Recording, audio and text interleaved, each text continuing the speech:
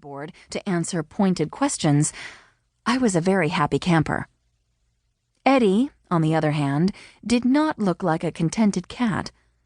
Instead of the relaxed body language he'd been exhibiting moments earlier, he was now sitting up, twitching his tail, and staring at me with a look with which I was intimately familiar.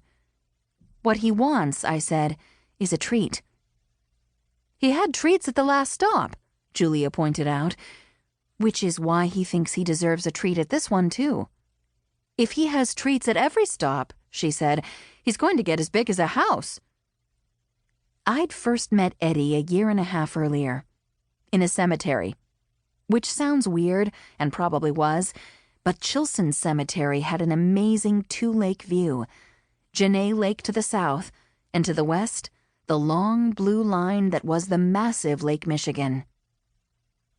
The day I'd met Eddie had been another unseasonably warm day, and I'd skipped out on the spring cleaning chores I should have been doing and gone for a long walk up to the cemetery. I'd taken advantage of a bench placed next to the gravestone of an Alonzo Tillotson, born 1847, died 1926, and had been startled by the appearance of an insistent black and gray tabby cat. In spite of my commands for him to go home, he'd followed me back to my place. By the time I'd cleaned him up, whereupon I found that he was a black and white cat, I'd fallen in love.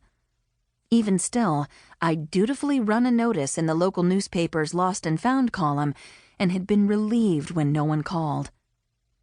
Eddie was my first pet ever.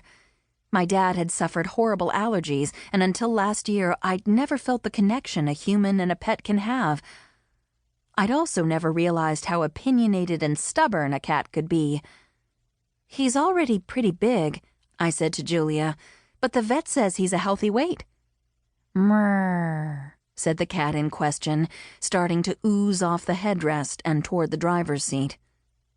"Thanks so much," I muttered. "I love it when you sleep there and shed all over the upholstery so I get your hair on the seat of my pants." Eddie thumped himself onto the seat. "Mrrr." "I think," Julia said, laughing, "that he took offense to that big comment." "Who you calling big?" a woman asked. Julia and I turned. Up until that point, the Bookmobile stop had been empty of patrons. I smiled, pleased that we weren't going to turn up completely dry. Of all the facts and figures that my library board scrutinized, the numbers from the Bookmobile got the most attention. So far, the trends were upward ones, but I didn't for a moment assume that all would be well forever. "Hey, Lise," I said to the woman, who was almost a foot taller than my efficient 5 feet.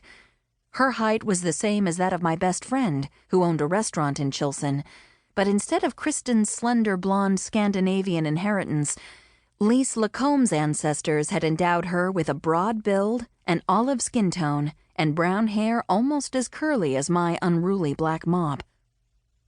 Lise, a few years older than me, possessed a razor-sharp brain, a quick wit, and a prestigious law degree. She'd spent more than a decade playing by the rules in the downstate corporate trenches and moved back north a few months ago to start up her own law office, one that specialized in elder law. To keep costs down, she was using her home as an office and had taken to borrowing books from the Bookmobile instead of making the half-hour drive into Chilson. A July article in the local paper about her practice had generated a number of clients, and it looked as if she was on her way to success. "What's new with you?" Julia asked, standing to get the stack of books Lise had requested online. I was still tweaking the Bookmobile schedule, but at that point, we were visiting each stop every 3 weeks. Though that wasn't a very long time for most people, it could be an eternity for bibliophiles, and we were getting used to bringing along huge piles of requested books and lugging back the correspondingly huge piles of returns. I doubted any Bookmobile librarian ever had needed to buy a gym membership to get an upper body workout. "New?" Lise set her returning books on the rear checkout desk. "I'm glad it's almost October for one thing. My summer neighbors have slammed their trunks for the last time."